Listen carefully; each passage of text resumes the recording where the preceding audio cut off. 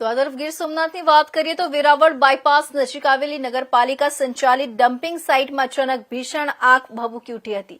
આગ લાગતા સમગ્ર વિસ્તારમાં ધુમાડાના ગોટે ગોટા છવાઈ ગયા હતા। આગના કારણે આસપાસના વાડી વિસ્તારના ખેડૂતો અને સ્થાનિક લોકોને ભારે મુશ્કેલીનો સામનો કરવો પડી રહ્યો છે। સ્થાનિકોનો આક્ષેપ છે કે પાલિકા સંચાલિત ડમ્પિંગ યાર્ડમાં અવારનવાર આગની ઘટનાઓ બનતી રહે છે, છતાં પણ પાલિકા દ્વારા કોઈ કાયમી ઉકેલ લાવવામાં આવતો નથી। આગમાંથી નીકળતા ધુમાડાના કારણે પ્રદૂષણ ફેલાઈ રહ્યું છે અને લોકોના આરોગ્ય પર ગંભીર અસર પડી રહી છે। સ્થાનિકોએ જણાવ્યું હતું કે વેરાવળ પાલિકામાં વારંવાર રજૂઆતો કરવા છતાં પણ તંત્ર દ્વારા કોઈ અસરકારક કાર્યવાહી કરવામાં આવી નથી। નગરપાલિકા કોઈ તંત્ર જવાબદાર છે જ નહીં, બરોબર। આ ધવાડો એમ કહું ને ઓછામાં ઓછો 5 કિલોમીટર સુધી આમનામ જ દેખાય છે, બરોબર છે। પાલપરા ગામમાંથી તો એમને કીધું આમ કાઢે સાન ખતરલા પામાંથી તો ફોન કર્યો કે બધા ધવાડા ત્યાંથી આવે છે, બરોબર છે। આ રહેવાનું અમારે કે પ્રોબ્લેમ થાય છે, કોઈ જવાબદાર વ્યક્તિ નથી। પછી વધારે થાય તો રાજકારણના પ્રેશર કરાવે છે આ લોકો।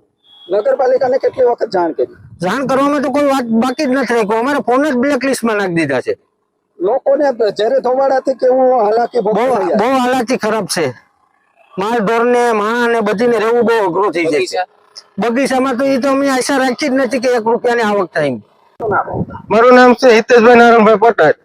કમ્પોસ્ટ યાર્ડની આજુબાજુના રહેનારા ખેડૂતો છે અમે।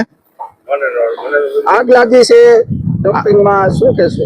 3 દિવસથી આગ લાગી છે, હજી સુધી નગરપાલિકાનો કોઈ જવાબદાર અધિકારી અહીંયા આવ્યા નથી સ્થળ સુધી। જે આવ્યા છે એ એમ કહે છે કે અમારે કઈ લેવા દેવા નથી। જ્યારે ધુમાડાથી આજુબાજુના વિસ્તારના લોકોને કેવી હાલાકી? ઝેરી ધુમાડાથી સ્વાસ્થ્ય માટે બહુ નુકસાન કરે છે અમારે લોકોને બધાને।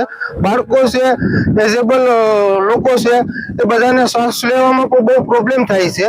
રાતના કોઈ ઊંઘી નથી શકતા એવડો ધોવાડો થાય છે, પણ અહીંયા નગરપાલિકા કોઈ ધ્યાન દેતું નથી ને ખાલી ફોન કરે, એક ફોન ઉપાડે છે, બાકીના પછી બ્લેકલિસ્ટમાં નંબર નાખી દે છે।